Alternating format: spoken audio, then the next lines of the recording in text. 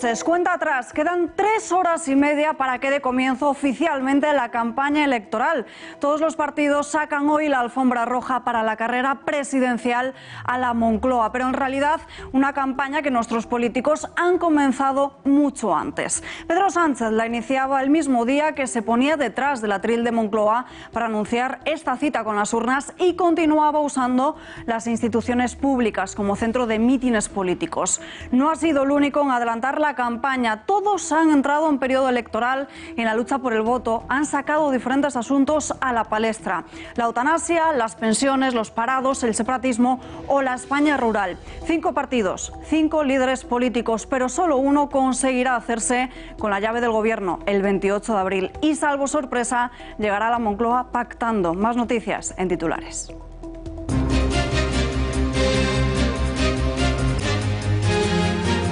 En las últimas 24 horas, tanto Partido Popular como Vox han sufrido un escrache por parte de los radicales. En Barcelona, unos 200 estudiantes han intentado impedir un acto de Cayetana Álvarez de Toledo y ayer en Segovia, escrache a Rocío Monasterio.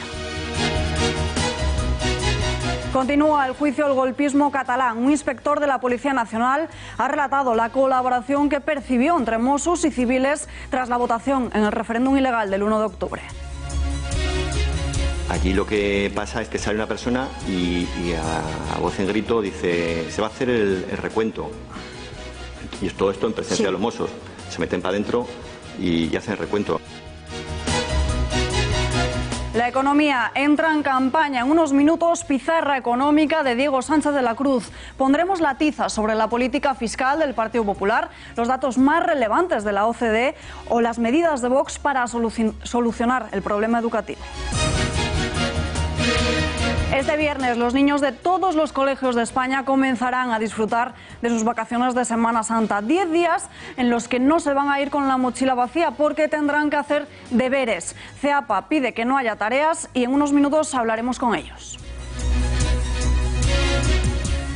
Julian Assange, detenido por la policía británica tras retirarle a Ecuador el asilo. El fundador de Wikileaks se encontraba refugiado en la embajada ecuatoriana en Londres desde junio de 2012. Lenín Moreno ha explicado las razones. Hoy anuncio que la conducta irrespetuosa y agresiva del señor Julian Assange, las declaraciones descorteses y amenazantes de su organización aliada en contra del Ecuador y sobre todo la transgresión de los convenios internacionales han llevado la situación a un punto en que el asilo del señor Assange es insostenible e inviable. Solo faltaba definir el cómo y el cuándo. 31 de octubre es la fecha señalada en el calendario para la salida de Reino Unido de la Unión Europea. Theresa May tiene 6 meses con una revisión del Consejo en junio y con una puerta abierta a que si hay pacto en la Cámara de los Comunes se produzca la salida cuanto antes.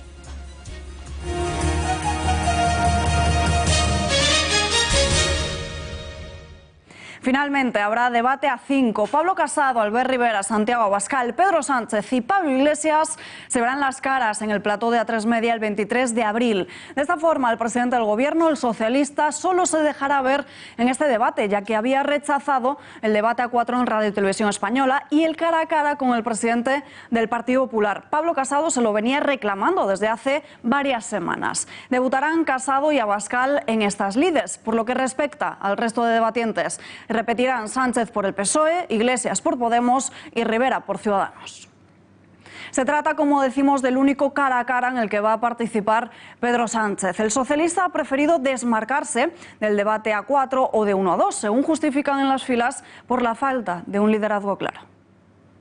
Y en este caso la derecha no parece un liderazgo claro, es más, parece que están en una continua competición por ver quién lidera la derecha entre Vox, Ciudadanos y Partido Popular.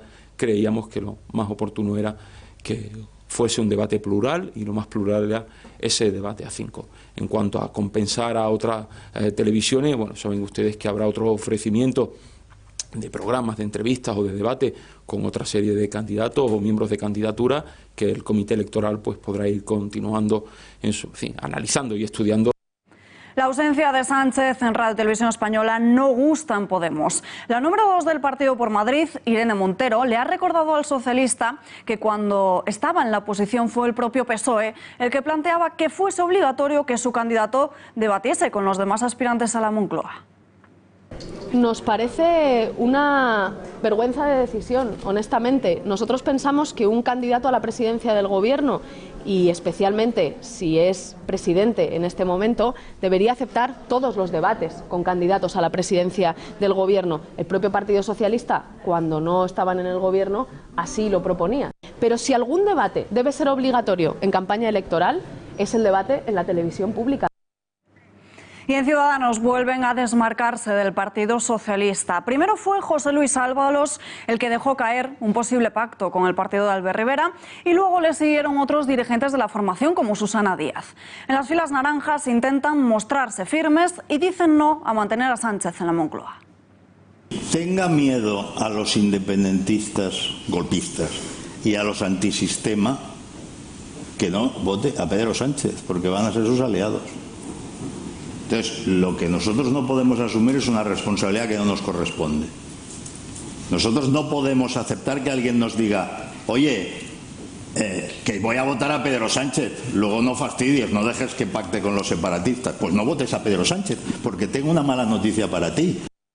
Quedan unas horas para que oficialmente comience la campaña electoral. Todos los partidos políticos se ponen las pilas en el sprint final para llegar al gobierno. Comienza la carrera. Esta noche a las 12 en punto se inician las campañas electorales de los partidos políticos para conseguir el mayor número de votos posibles el 28 de abril. La fuerza favorita según las encuestas, el PSOE, ha elegido Dos Hermanas en Sevilla. Allí anunciaba Pedro Sánchez que se presentaría a las primarias para recuperar la Secretaría General del PSOE en 2017. El mitin de apertura se ha celebrado a las 6:30 en la caseta municipal del recinto ferial, donde ha estado arropado por Susana Díaz. A partir de las 11 será la pegada de carteles. El secretario general de Podemos y candidato de Unidas Podemos a la presidencia del gobierno, Pablo Iglesias, abre esta noche a las 11 su campaña con una pegada de carteles especial en el auditorio al aire libre del Parque de las Cruces en Carabanchel, un punto muy próximo al centro de internamiento de extranjeros, más conocido como el CIE de Aluche. ¿Casualidad? Justo una de las reivindicaciones de la formación morada es el cierre de todos los centros de internamiento de extranjeros. Aunque realmente Podemos ya empezó su particular campaña el pasado 23 de marzo con la famosa vuelta. Los de Vox inauguran campaña mañana en Asturias con una ofrenda floral a la Virgen de Covadonga. Sin embargo, hoy también tienen su particular pegada de carteles en la capital, en la madrileña Plaza de Colón, acompañado Santiago Abascal por la presidenta de Vox Madrid, Rocío Monasterio, y junto al monumento de Blas de Lezo, una campaña para reconquistar la libertad de los españoles. También en Madrid, Ciudadanos, en su caso Albert Rivera, lo hará en su sede madrileña del partido en la calle de Alcalá a las 12 menos 5 de la noche. Estará acompañado de los principales candidatos de su lista electoral, mientras que la número 1 de Ciudadanos por Barcelona, Inés Arrimadas, lo hará desde la ciudad condal. Y en último lugar, el PP, Pablo Casado, comienza también en Madrid. Su acto principal de arranque de campaña da el pistoletazo de salida desde el Florida Park Retiro junto a su número 2, Adolfo Suárez, y el candidato al Senado, Pío García Escudero. Boicot a un acto de Ciudadanos y del Partido Popular en la Universidad Autónoma de Barcelona. Gritos, empujones e insultos. Lo están viendo. Así se recibió la candidata del Partido Popular, a Cayetana Álvarez de Toledo. Unos 200 estudiantes se asentaron a las puertas del edificio para tratar de bloquear el paso y para mostrar su disconformidad con su presencia. Acudía para participar en el acto ante los nacionalismos y populismos Europa. En él también han participado Rafael Arenas, Alejandro Fernández y la actual candidata por Ciudadanos al Parlamento Europeo, Maite Pagaza. Y no ha sido el único escrache que hemos vivido en las últimas horas. También en Segovia, Rocío Monasterio de Vox, la líder del partido en la Comunidad de Madrid, ha tenido dificultades para poder moverse junto a sus compañeros de partido y los agentes se han visto obligados a intervenir. Ella misma ha denunciado a través de las redes sociales que son radicales de izquierda. Nuevo desprecio de Pablo Iglesias a los símbolos nacionales. Retiran la bandera de España en un acto en la Universidad de Málaga. El líder de Podemos, acompañado de Alberto Garzón, dieron un mitin electoral bajo el nombre de La historia la escribes tú, en el aula magna de la Facultad de Turismo y Facultad de Ciencias de Comunicación de la Universidad Pública. Sí aparecían, sin embargo, la bandera de Málaga, la de andaluza y la de la Unión Europea. 24 horas después de la propuesta de Isabel Díaz Ayuso, la polémica continúa dando de qué hablar. La idea sobre los concebidos no nacidos es considerada un disparate por parte del PSOE. En nuestra legislación, como en cualquier lugar del mundo, los nacidos que tienen que reunir una serie de circunstancias, respirar por sí solos fuera del claustro materno, son ya personas y sujetos a todos los efectos en la vida jurídica, política y naturalmente social de nuestro sistema. Esto es un verdadero disparate, propio de un partido que siempre ha estado absolutamente enfrente de los grandes avances de la igualdad entre hombres y mujeres. Solo un día después de que el CIS haya predicho la posible entrada de los 2 diputados de PACMA al Congreso de los Diputados, la formación lanza un vídeo a través de las redes sociales y contra Vox.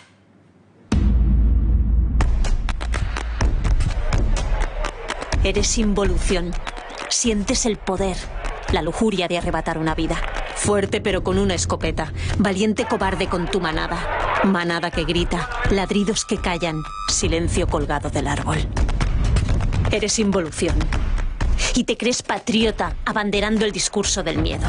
Primero los de aquí, como si mostraras un ápice de humanidad por los tuyos. Máscara de humanidad diluida con cada muerte en el mar. Primero los tuyos, primero los tuyos. Estos no, ni estos, ni estas. Primero los tuyos. Eres involución, cada vez que enseñas tu trofeo macabro a los tuyos. Ciegos de poder, poder enquistado, poder que envenena la tierra, el aire, el agua. Poder que humilla a quien bautizas como enemigo. Enemigo domesticado durante años. Enemigo que apagas en nombre del arte. Sí, eres involución. Y contra la involución, no nos conformamos solo con evolución.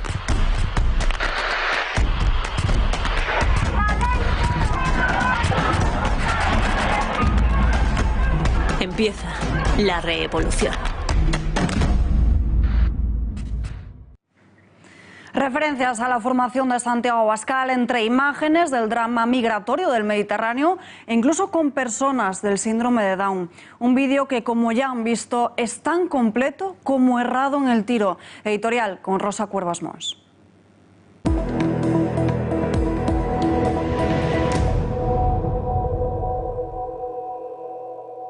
Entre los votantes de PACMA están, seguro que para disgusto de la formación, pero lo cierto es que están todos esos que celebraron en Twitter la muerte del torero Víctor Barrio. También seguramente los que demostraron la más absoluta ausencia de escrúpulo moral al desear la muerte de un niño enfermo de leucemia, cuyo sueño en la vida era ser torero. Un partido no es responsable de lo que hagan sus votantes, eso es verdad, pero los votantes de un partido sí dan idea del tipo de sociedad que se construiría de llegar esa formación al poder. Y con este vídeo de campaña, los de PACMA no hacen más que corroborar esa sensación de vacío que sienten muchos amantes de los animales y de la naturaleza al comprobar que si ser animalista es ser esto, este vídeo, es imposible serlo. Se lían con los conceptos, difundiendo imágenes de personas con síndrome de Down en contra del único partido, Vox, que lleva en campaña la defensa del no nacido más vulnerable, del que está enfermo. Demonizan a cazadores y toreros, incapaces de entender que existen cazadores y toreros absolutamente amantes de la naturaleza, y plantean una revolución de no se sabe qué, pero que visto lo visto en el vídeo no apetece demasiado. Conclusión, que hace falta, y desde aquí la reivindicamos, una verdadera corriente política responsable y no sectaria que cuide de este planeta, que es la casa de todos y además la única que tenemos. Nos vamos ahora hasta la Comunidad Valenciana porque el CIS predice una victoria del Partido Socialista en la región. Lo sitúa en cabeza con una horquilla de 33-36 escaños de los 29 que tienen las Cortes Valencianas. Caída del Partido Popular, aunque ocuparía, en base a este sondeo, la segunda posición con 18-19 escaños. En tercera posición, el CIS ubica a Ciudadanos con 16-19 diputados en empate técnico con Compromís, que alcanzaría los 17-18. Podemos bajaría su representación parlamentaria de los 13 que tiene hoy en día hasta los 7 u 8. Vox, por su parte, se haría con 5 o 6 asientos en la Cámara Valenciana. Si atendemos a estas cifras, se produciría un segundo gobierno de Ximo Puig con el respaldo de Compromís y Podemos. Por otro lado, si hacemos también caso a esta estimación más alta, el CIS también habla de un ejecutivo en coalición con Ciudadanos. Entre 3 y 60.000 euros la sanción del Ayuntamiento de Madrid al Ayuntamiento de Madrid por permitir el uso a Pablo Iglesias de un edificio municipal. La Junta Electoral está estudiando el recurso presentado por el Partido Popular por los papeles de Bárcenas en la Plaza Mayor. Hace unos días proyectó esas imágenes que están viendo sobre una de las fachadas, estos documentos, algo que a juicio del Partido Popular se trataba de una acción propagandística vergonzante. Si finalmente resuelve que se trata de una infracción cometida por una autoridad o funcionario por realizar propaganda electoral fuera del periodo de campaña, tendrían que hacer frente a una sanción económica. En el Partido Socialista siempre han coqueteado con la idea de indultar a los golpistas encarcelados, pero sin dar un paso al frente. Ayer Pedro Sánchez fue preguntado precisamente por esa cuestión y no fue del todo claro. Hoy Inés Arrimadas le reprocha no posicionarse y lo achaca a puro interés electoral. Si Sánchez no dice claramente yo respetaré la decisión judicial y no voy a indultar, es porque en el fondo sabe que muy probablemente dependa de los separatistas. Yo creo que aquí huele a indulto. Cada vez que escucho a Sánchez de AIZ digo aquí huele a indulto, y eso es una vergüenza que este país no se puede permitir. Aparte que no nos podemos permitir que las políticas económicas podemizadas y radicales de Podemos y del Partido Socialista gobiernen este país durante 4 años. Continúan declarando agentes de la Policía Nacional sobre lo acontecido en Cataluña el 1 de octubre. En la Sala Segunda se ha hablado de colaboración entre Mossos d'Esquadra y civiles. ¿Pero con qué fin? Maribel de Jesús, muy buenas noches. Cuéntanos. Buenas noches, Alba. El fin era muy sencillo, como han explicado esta mañana los integrantes del Cuerpo Nacional de Policía, y fue permitir la celebración del referéndum ilegal. Además, recontaron los votos con los Mossos dentro de los colegios electorales. Los Mossos d'Esquadra colaboraron con la celebración del referéndum ilegal. Así lo han explicado integrantes del Cuerpo Nacional de Policía en la 30ª jornada de juicio. Los Mossos trasladaron las urnas de unos colegios a otros. Recuerdo que a las 8 menos cuarto, uno de los Mossos que estaba allí coge unas urnas y pasa un Z de los suyos, un radio patrulla, y mete urnas en el maletero. Cuando salen estas personas del colegio electoral que formaban la mesa, y se juntan con los Mossos que allí estaban, le dan las urnas a los Mossos. Un agente ha confirmado ante el tribunal que había Mossos camuflados con coches que pertenecían a la Presidencia de la Generalidad y que portaban urnas y papeletas. Camuflado, cuya titularidad es del Departamento de Presidencia de la Generalitat, y meten en ese peyot una caja, supuestamente conteniendo documentación. Hemos conocido nuevos datos de colaboración. Los Mossos estaban dentro de los colegios mientras se recontaban los votos. Allí lo que pasa es que sale una persona y a voz en grito dice se va a hacer el recuento. Y todo esto en presencia de los Mossos. Se meten para adentro y hacen el recuento. Y atención, porque lo hacían vestidos de uniforme, salieron con urnas de los colegios de votación. Llega un momento, ya pues cuando habían cerrado, que eran sobre las 9 o por allí, con una urna, vestido de uniforme, abandona el lugar. Un inspector de policía ha explicado cómo le recibieron los independentistas en el colegio Tomás Moro, situado en Barcelona. Me acuerdo que tenían la calle que daba acceso a ese colegio electoral, había un cable de acero atado de farola a farola. Incluso ha declarado que una persona se identificó como observador internacional. Una persona que de motu propio se acercó a mí para preguntarme por el motivo de la presencia nuestra allí, y llevaba colgada una acreditación que ponía visitante internacional. Una sesión más, hemos podido conocer nuevos datos de violencia por parte de los independentistas y que además está organizada. Por la tarde han declarado 8 testigos más. Un agente ha explicado que los Mossos les vigilaban a ellos y que les pasaban la información a los independentistas. Además, un inspector ha explicado que escuchó a un periodista preguntar a un mozo por las urnas y que el mozo le dijo que las urnas daban igual, que lo importante era el recuento de votos. Termina así la 9ª semana de juicio en la que los agentes del Cuerpo Nacional de Policía han explicado y han dado más detalles sobre la pasividad de los Mossos d'Esquadra durante la celebración del referéndum ilegal. Gracias, Maribel, y muy buenas noches. Y como les decíamos antes, el acto del Partido Popular ha comenzado a las 8 de la tarde. Nos vamos en directo. Imágenes de Pablo Casado. Vamos a escuchar al líder del Partido Popular. Y sí, también vamos a mejorar la justicia. Vamos a llegar al Gobierno para cambiar la elección de los vocales del Consejo General del Poder Judicial, para que lo elijan los jueces y los magistrados, para que estén prestigiados y para que tengan refuerzo en Cataluña, en País Vasco y en Navarra. Ya está bien de escraches a jueces, ya está bien de pintar portales con pintura amarilla. Y también, sin complejos, vamos no solo a mantener y apoyar, sino a ampliar la prisión permanente revisable contra los criminales reincidentes, a favor de las víctimas, a favor de la sociedad.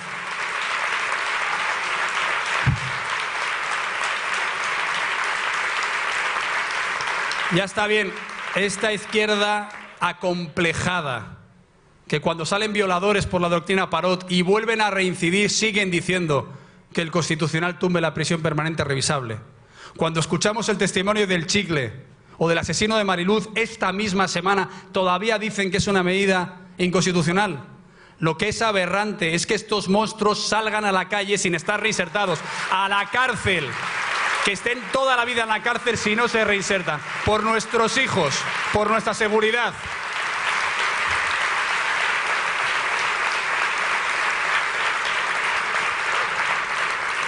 Y sí, estamos con las fuerzas y cuerpos de seguridad del Estado. Equiparación salarial a la Policía Nacional, a la Guardia Civil, a los funcionarios de prisiones, a las Fuerzas Armadas, mejoras salariales. Son el orgullo de España. Se dejan la vida por nosotros y lo mínimo es reconocérselo.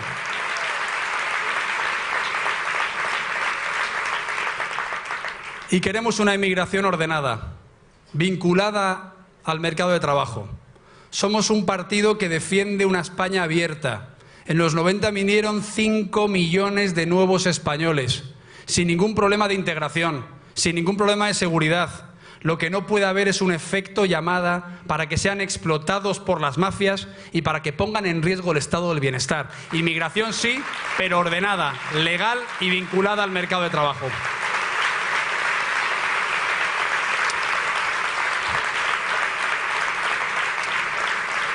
Y sí, también en positivo, vamos a lanzar una ley antiocupas. Ya está bien de impunidad a aquellos que entran en tu casa y que encima se empadronan en 24 horas a la calle y si no, de 1 a 3 años a la cárcel. Vamos a defender al propietario, al inquilino, a los honrados españoles, no a los delincuentes.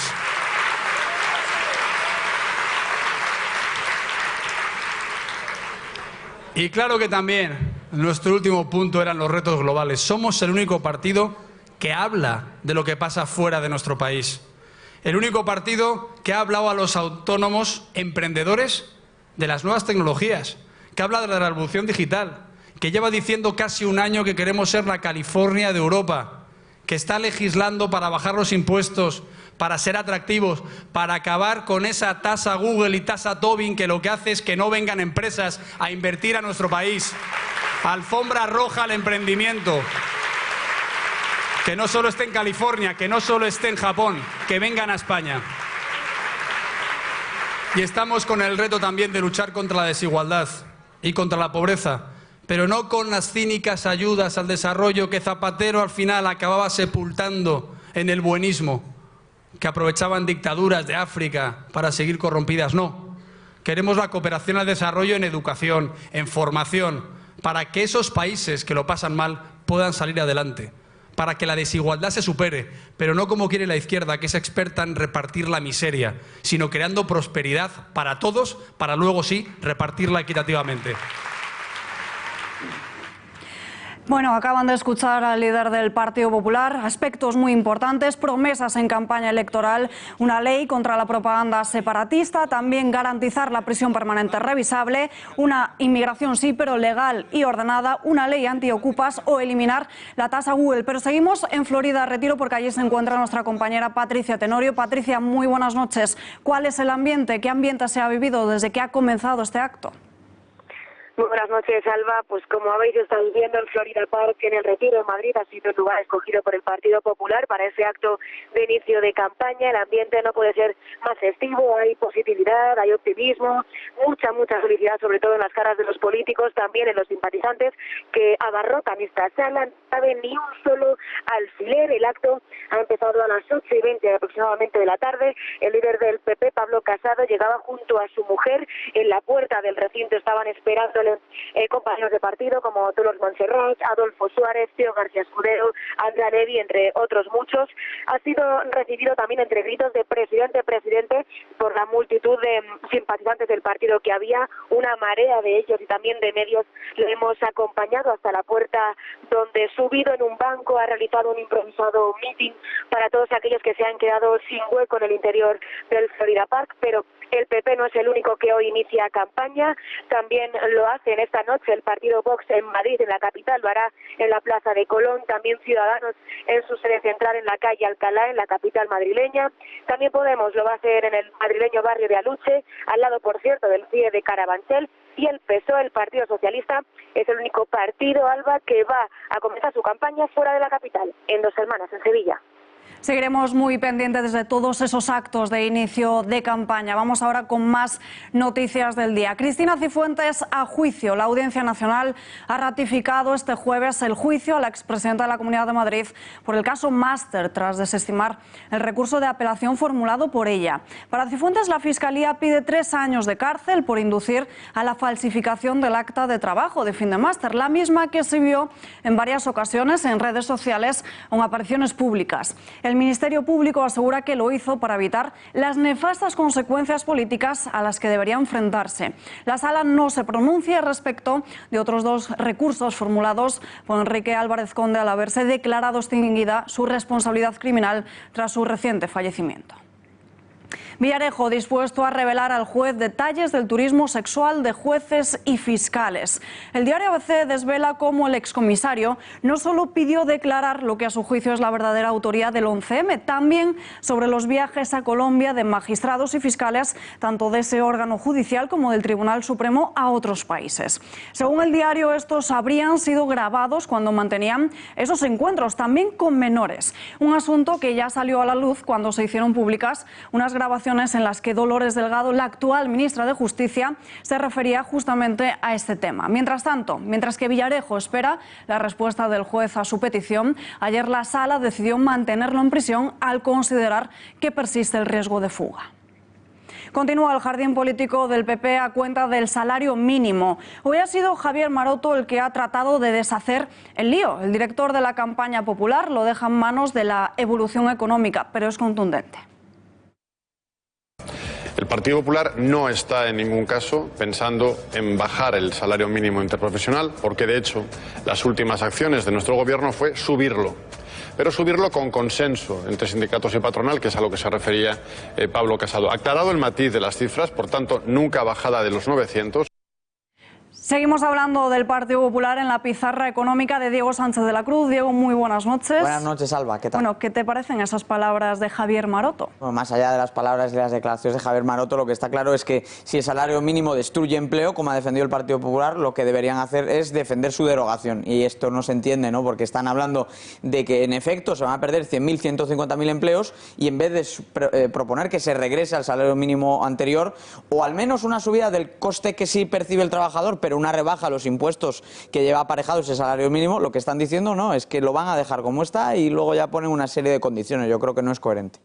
Y hablando del Partido Popular, ¿cuál es su propuesta en política fiscal de cara al 28 de abril? Vamos a hablar de política fiscal, vamos a hablar de los planes del partido que lidera Pablo Casado. Estábamos criticando esa postura en materia de salario mínimo, pero sí que es cierto que en materia fiscal se han puesto algunas ideas interesantes encima de la mesa. La primera de ellas, el impuesto de sucesiones y el impuesto de patrimonio, que tantos quebraderos de cabeza que está sacando a la gente a la calle, pues bueno, estos 2 impuestos pasarían a ser abolidos o suprimidos si se cumpliesen las promesas que está haciendo el Partido Popular. Popular. Hay una propuesta también de rebajar los dos impuestos directos por excelencia, el de las empresas, que pasaría a estar por debajo del 20%, y el de la renta a las personas físicas, el impuesto sobre la renta, que pasaría a estar por debajo del 40%. Eso sí, el Partido Popular no ha precisado en qué tipos los fijaría, simplemente ha dicho que estaría por debajo del 40% y por debajo del 20%, con lo cual no podemos concretar exactamente cómo de beneficiosa va a ser esa medida, porque claro, obviamente fuera del 40, por debajo del 40% puede ser un 35, como hemos hablado, pero también puede ser un 39,9. Habrá que ver los detalles. Menos impuestos a vivienda y ahorro. De todo esto, lo más interesante es que el PP está planteando que los ingresos que tengan los jubilados y que quieran usarlos para complementar su pensión, cuando vengan tanto de su vivienda, por ejemplo en alquiler, hipoteca inversa, lo que sea, o en ahorro, rentas del capital, fondos de inversión, fondos de pensiones, todo eso se pueda rescatar con unos 8.000 euros libres de impuestos. Esa quizá es la idea más potente del programa. El coste de toda la propuesta de Pablo Casado, Alba, estaría en el entorno de los 16.000 millones de euros, pero sí que es cierto que todo esto es bueno para la economía, es decir, genera más actividad, crea más empleo. Y como genera más actividad y más empleo, al final la recaudación subiría en 12.000 millones de euros. Por lo tanto, al final, lo comido por lo servido, no del todo, pero casi 16.000 millones de coste inicial, 12.000 que se recuperan, entonces son 4.000 millones de euros, que para que nos entendamos se puede financiar perfectamente. O sea que, desde luego que esto va en la buena dirección y habría que ver qué hace luego el Partido Popular, porque ahí estamos viendo al señor Maroto y a los dirigentes del partido que lidera Pablo Casado contradecirse mucho con el salario mínimo. Esperemos que con esto no. Más asuntos del día. Hoy hemos conocido una conclusión bastante preocupante. El nivel de vida de la clase media se ha estancado en las últimas 3 décadas. Sí, se está hablando mucho de esto, ¿no? De cómo la clase media es cada vez más pequeña, y esto obviamente nos preocupa a todos. Y además, la verdad es que no es un debate español, ni es un debate europeo, es un debate mundial. Esto mismo es un tema que se puede abordar en secciones como esta, en programas de televisión de Estados Unidos, con datos muy parecidos, porque esta cuestión afecta ahora mismo a toda la OCDE. En el caso particular de España, el peso de la clase media ha pasado del 64 al 61% durante las últimas décadas. Esto quiere decir que antes se consideraba que el 64% de la población era clase media, ahora mismo son 3 puntos menos. También es cierto que la comparativa que hace la OCDE es con los años 80, en un momento en el que el paro era más bajo, y ahora mismo, efectivamente, aunque se ha creado mucho empleo, seguimos teniendo un desempleo del entorno del 15%. Por lo tanto, quizá cuando terminemos de recuperar todo el empleo perdido, o debería decir si conseguimos terminar de recuperar el empleo perdido, quizá esta cifra va a ser un poco mejor en el caso de nuestro país. Eso sería esperanzador para nuestras clases medias. El encarecimiento de la vivienda es uno de los asuntos de los que más se habla en ese informe, ¿no? Es un informe que recuerda que, al fin y al cabo, la mayoría de las familias dedican entre un 20, un 30, 40% a alquilar o a pagar las hipotecas. Evidentemente, si conseguimos que haya más oferta, las hipotecas y los alquileres van a estar más baratos, pero si seguimos estrangulando la oferta de vivienda, como estamos haciendo, por ejemplo, el Ayuntamiento de Madrid, el Ayuntamiento de Barcelona, pues esto va a seguir pasando, y efectivamente a los ricos eso no les va a afectar ni la mitad de lo que le va a afectar a las clases medias, que pagan cada vez más por el coste de la vida, de alquilar y de vivir en propiedad. La tecnología, que también va a cambiar el 20% del empleo. Me parece interesante usar ese término, cambiar, porque no significa que los robots toman por completo nuestro trabajo. Toman algunos trabajos, reemplazan otros, cambian otros y algunos los dejan como están. Por lo tanto, va a haber cambios con los desarrollos tecnológicos, pero son cambios, no son destrucciones del empleo. Piensen que cualquiera de los periodistas que hacen este informativo trabaja con ordenadores que hace 20 años no existían. Por lo tanto, es un cambio tecnológico, no es solamente una cuestión negativa, como se dice a veces. Y luego, en cualquier caso, lo importante, Alba, empleo y salarios. ¿Cuántas veces no habrán escuchado ustedes, cuántas veces no habrás escuchado tú, Alba, que la mejor política social es crear empleo? Es que lo es. Es que este informe lo que demuestra es que cuanto más empleo tienen los países, más fuerte es su clase media. Mejores son los salarios y mejor llegan a fin de mes. Como en España hemos tenido una crisis muy dura, tenemos ese dato del 64 al 61. Vamos a ver si conseguimos recuperar todo el empleo creado, y vamos bien, pero la verdad es que el último año esas cifras han empezado a empeorar, y todo eso golpea especialmente a nuestras clases medias. Y Diego, más asuntos que preocupan sobre todo a los madrileños. Madrid Central se ha convertido en un verdadero quebradero de cabeza para los ciudadanos, y parece que el plan tampoco es del todo satisfactorio. Sí, bueno, como bien sabes, Alba, y además para nuestros espectadores que estén fuera de Madrid, seguro que lo conocen, pero es la idea del Ayuntamiento de Madrid de que no se puede entrar en el centro de Madrid si no se es residente del Distrito Central o si no se tienen una serie de permisos y situaciones. Bien, ese plan se diseñó, Alba, para conseguir reducir las emisiones contaminantes, ¿no? La concentración de NO2 medida por las distintas estaciones del centro de Madrid y del resto de la ciudad. Pero desde el primer momento los expertos lo que dijeron, oiga, Cuidado, la actividad económica no se va a detener porque usted cierre el centro. Los coches van a seguir circulando por la capital. Si usted no quiere que pasen por esas calles, pasarán por otras. Por eso se empezó a barajar un término que seguro que has escuchado, que es el del efecto frontera. El efecto frontera lo que significa es que si antes ibas a cruzarte Madrid pasando pues desde Princesa hasta la Puerta de Alcalá, ahora quizá das la vuelta por Alberto Aguilera y rodeas por Colón hasta llegar al mismo sitio, a la Puerta de Alcalá. Ese efecto frontera se nota ya en las emisiones que van midiendo las distintas estaciones de la ciudad. Por ejemplo, en Plaza Carmen, es decir, dentro de Madrid Central, la concentración de NO2 por metro cúbico ha bajado de 49 a 47 microgramos. Es decir, hay una pequeña caída de la contaminación en el centro de Madrid, pequeña. Sin embargo, cuando nos vamos al resto de estaciones que están alrededor del centro de la capital, vemos, por ejemplo, Plaza España sube de 45 a 56 microgramos, Escuelas Aguirre de 55 a 69 microgramos, Cuatro Caminos de 49 a 53 microgramos y Paseo de la Castellana de 44 a 49 microgramos. ¿Esto qué significa? Por cierto, la media es de 8 años, o sea que esto no tiene nada que ver con que hagan mejor tiempo o peor tiempo, esto es representativo de lo que teníamos antes y la línea roja muestra cómo estamos ahora.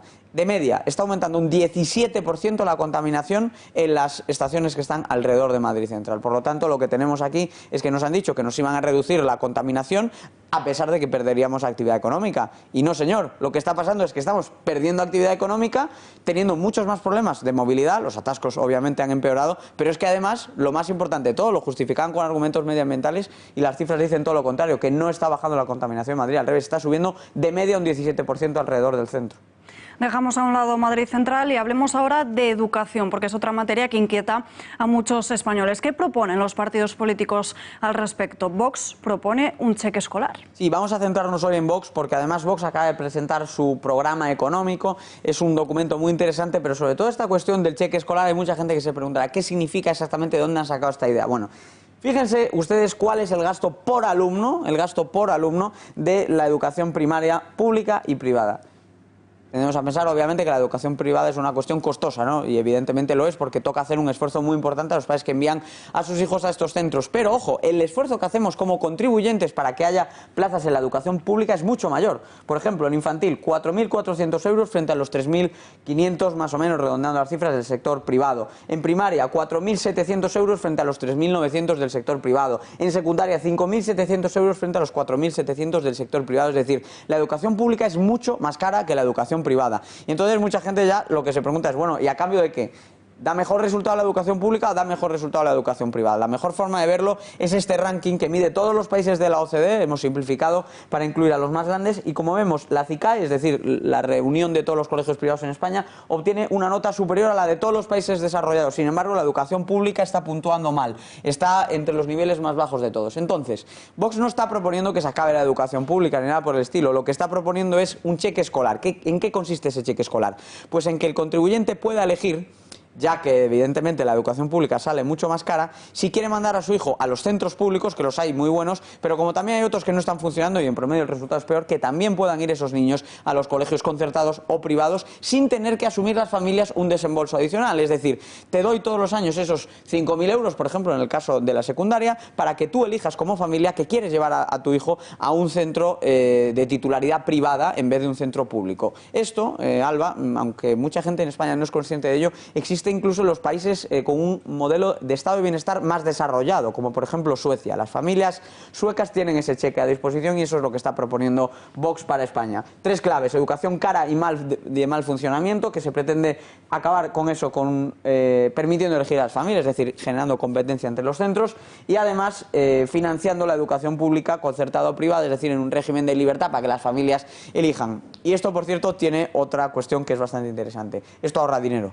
porque como es de suponer que las familias elegirán concertada y privada frente a pública, genera más recursos para el Estado. Y en segundo lugar, si queremos una educación al margen de las manos de los políticos, una educación en valores como elijan las familias, este es un camino, yo creo, muy interesante. Y ya era hora de que se empezase a hablar de esto. Pablo Casado ha hablado un poco de cheque escolar. Vox directamente se tira a la piscina y plantea el cheque escolar en su programa, y yo creo que es una buena idea y es un acierto, y cuanto más hable de esto, mejor.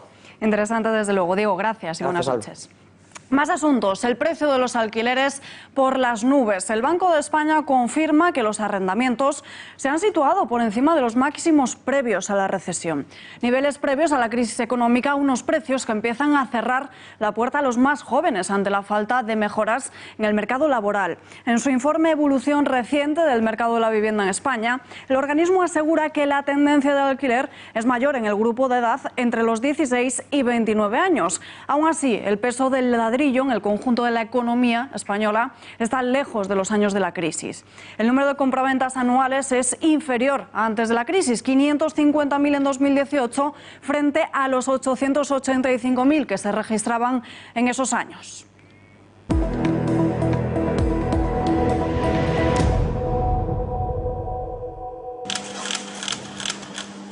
Si pudiera dar marcha atrás más de 2 años, vaya, pero no puedo. Y ojalá algún día se sepa toda la verdad, pero toda la verdad. Y si no, yo me aclararé de que se sepa, pero cuando yo esté fuera, no antes. En ningún momento ha mencionado su nombre, pero el Chicle ha pedido perdón a la familia de Diana Quer, lo acaban de escuchar.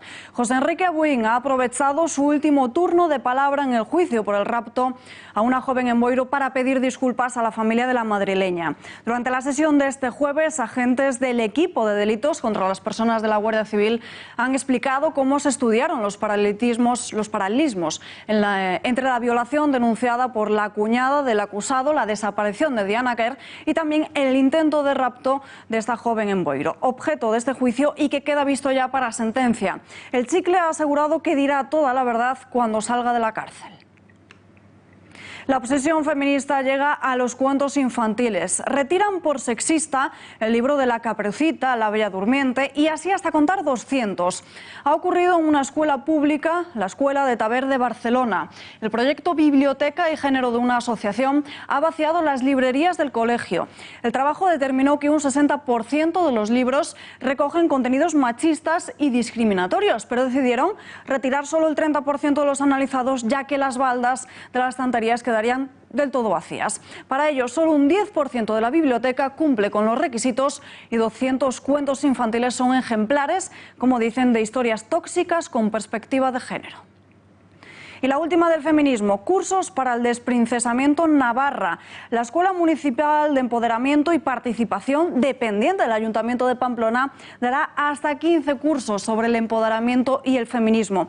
Cursos financiados con dinero público y que se dividen en 3 bloques. Formación para el empoderamiento persona, formación para empoderamiento grupal y organizaciones y formación para empoderamiento social y comunitario. Los van a impartir 14 ponentes los días 14 y 15 de junio por Irantxu Varela, una periodista y feminista.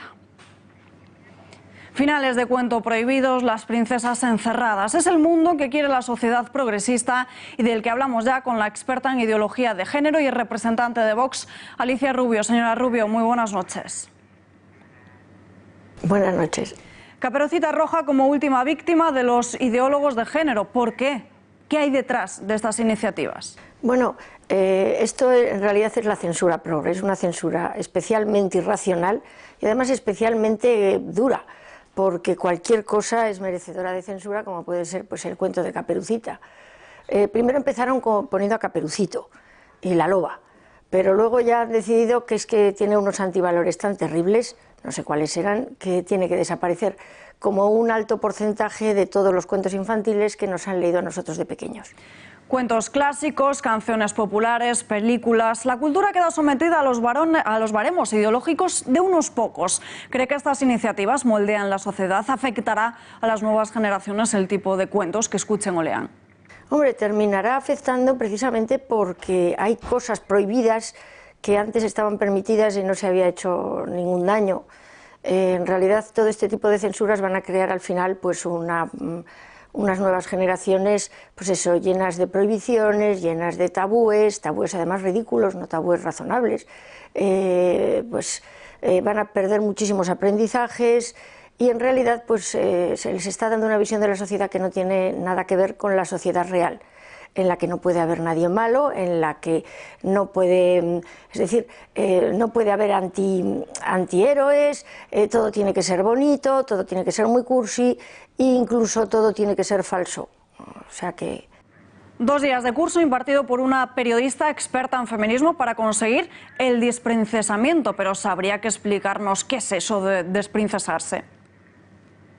Pues otra estupidez más, porque realmente consiste simplemente en intentar que las niñas se comporten como niños, cuando realmente, pensando que realmente es el que a una niña le digas que es una princesa, el que ella sea muy femenina y esté encantada con determinadas ropas, determinados gustos y determinadas actitudes. Y eso, aunque pueda tener una pequeñísima parte de aprendizaje y de cultura, en realidad mayoritariamente es biología.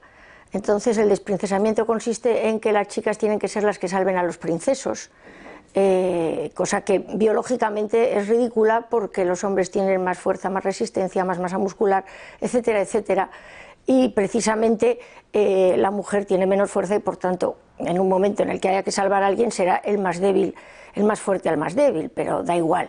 Desprincesarse es perder el gusto por la belleza, desprincesarse es perder el gusto por la feminidad, perder el gusto por determinadas actitudes, perder el gusto por la belleza al final, por la belleza femenina. Desde Vox han alertado del dinero público que acaba en iniciativas de este tipo. ¿Se puede cuantificar, se malgasta dinero en nombre de la igualdad de mujeres y hombres? Se malgasta dinero tratando de igualar a martillazos a hombres y mujeres, cuando nuestros roles biológicos nos afectan muchísimo en nuestros comportamientos, gustos, percepciones, deseos y actitudes ante la vida. Entonces, el problema es que aparte de ser una ingeniería que va contra la naturaleza, que es una ingeniería además que no está demostrado que nos haga más felices, es la cantidad de dinero público que nos cuesta. Y es así, cuantificable, imposible cuantificar la cantidad de mamarrachas y de mamarrachos y de imbéciles, porque lo son, que se meten en las aulas a dar su visión de la vida y del mundo, una visión totalmente ajena a la ciencia y ajena a la realidad. Y ese es el problema además, que es que encima de hacernos más infelices, encima de manipular a nuestros niños, encima nos sale carísimo. Alicia Rubio, gracias y muy buenas noches. Buenas noches.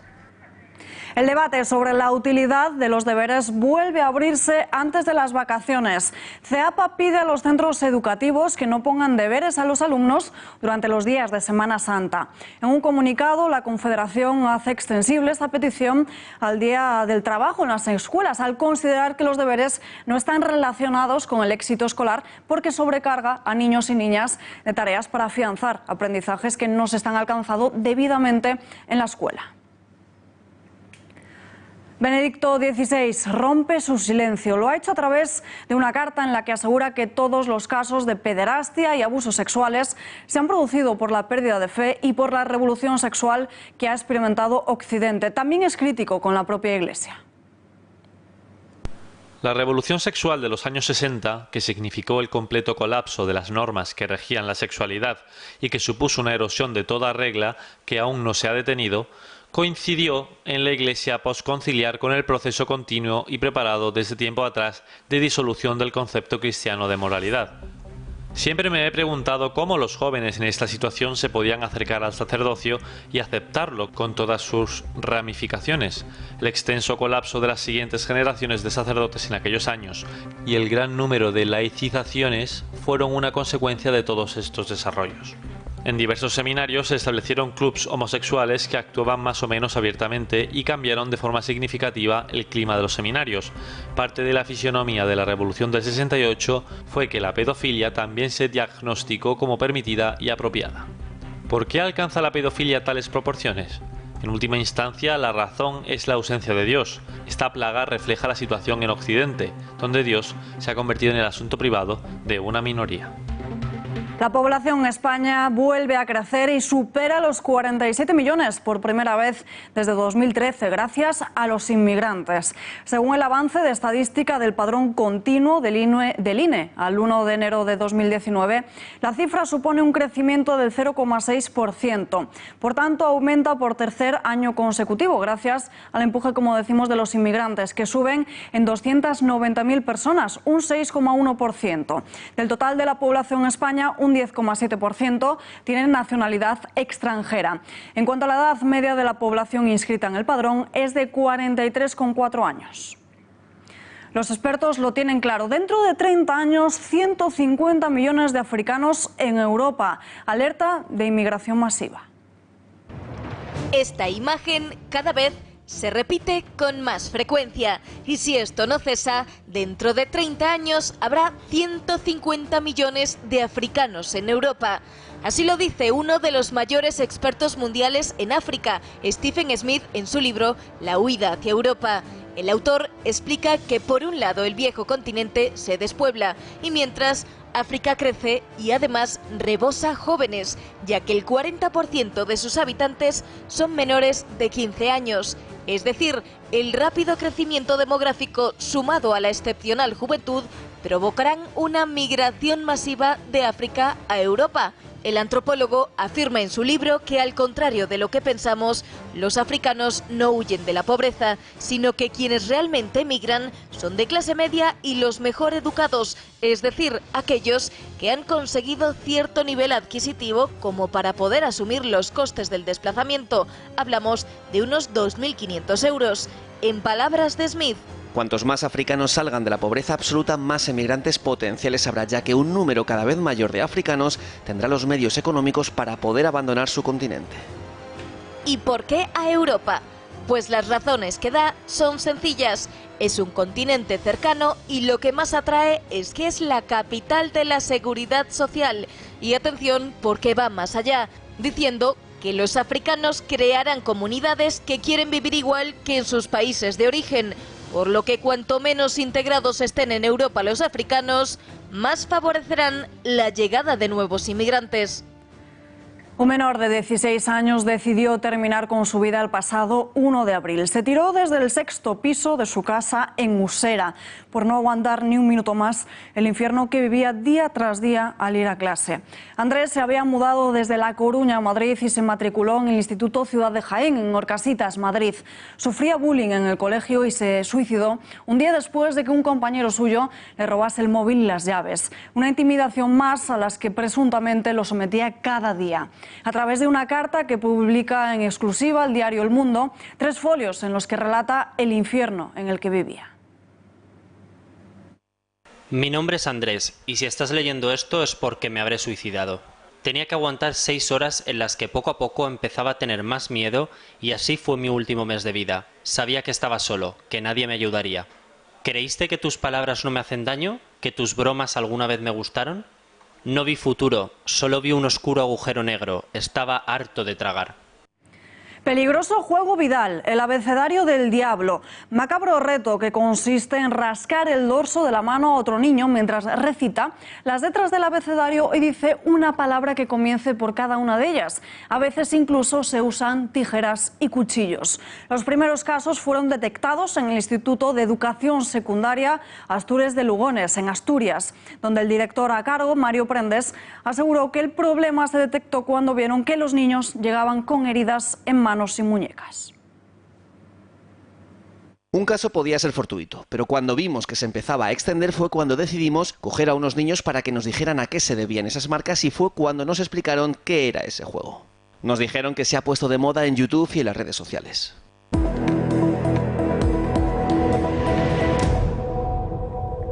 Es la imagen del día en todos los medios de comunicación del mundo. Julian Assange, detenido por la policía británica tras retirarle Ecuador el asilo. El fundador de Wikileaks se encontraba refugiado en la embajada ecuatoriana en Londres desde junio de 2012. Solicitó asilo político tras ser reclamado por la justicia de Suecia por supuesta violación y abusos sexuales. Estados Unidos ha confirmado después su petición de extradición y ha advertido que podría enfrentarse a 5 años de cárcel. La Fiscalía sueca retiró los cargos en mayo de 2017, pero la policía británica había advertido que sería detenido en cuanto saliese de la embajada por violar las condiciones de su libertad condicional. Ecuador da por finalizado el asilo diplomático otorgado a Assange en el año 2012. A través de un vídeo, Lenín Moreno, el presidente del país, ha explicado las razones de esta retirada. Hoy anuncio que la conducta irrespetuosa y agresiva del señor Julian Assange, las declaraciones descorteses y amenazantes de su organización aliada en contra del Ecuador y, sobre todo, la transgresión de los convenios internacionales han llevado la situación a un punto en que el asilo del señor Assange es insostenible e inviable. Por 6 años y 10 meses, el pueblo ecuatoriano ha garantizado los derechos humanos del señor Assange y ha cubierto sus necesidades cotidianas en las instalaciones de nuestra embajada en Londres. Wikileaks, la organización del señor Assange, amenazó hace 2 días al gobierno del Ecuador. Mi gobierno no tiene nada que temer, no actúa bajo amenaza. Ecuador se guía por los principios del derecho, cumple las normas internacionales y cuida los intereses de los ecuatorianos.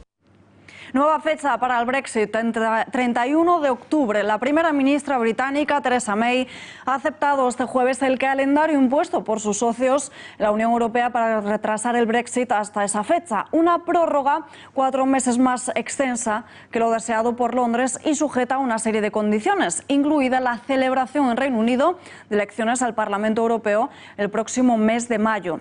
De este modo, Reino Unido dejará de ser Estado miembro un día antes de que tome posesión la nueva Comisión Europea. Estados Unidos pide a la Unión Europea presión al chavismo. El enviado especial de Estados Unidos para Venezuela cree que la Unión Europea debería actuar más decididamente contra dirigentes del régimen de Nicolás Maduro y sus familias. Así lo ha precisado en una rueda de prensa en Madrid, asegurando que Europa podría pensar en restringir más las visitas o los permisos de residencia. Hacerse una foto espectacular para subirla a las redes sociales es algo más que habitual y que vemos en casi todos los rincones turísticos, como por ejemplo en la playa de Mai Khao, en la isla de Phuket, en Tailandia. Una zona de la playa permite sacarse una foto con un avión despegando, algo que con el paso de los años y con las redes sociales ha provocado que se haya convertido en un destino más que popular. Es por ello que se ha decidido atajar el problema. Los responsables de la aviación tienen miedo a que se produzca un accidente, ya que los pilotos se distraen y por ello proponen castigos. Las sanciones menos severas van desde los $1.200 hasta los 20 años de cárcel. La más grave, la pena de muerte. Y nosotros nos despedimos ya, pero volvemos mañana a las 8:30 con más información. Ya lo saben, lo que otros no le cuentan o como otros no se lo cuentan. Mientras tanto, noticiario de 1936 y el gato al agua. Hasta mañana.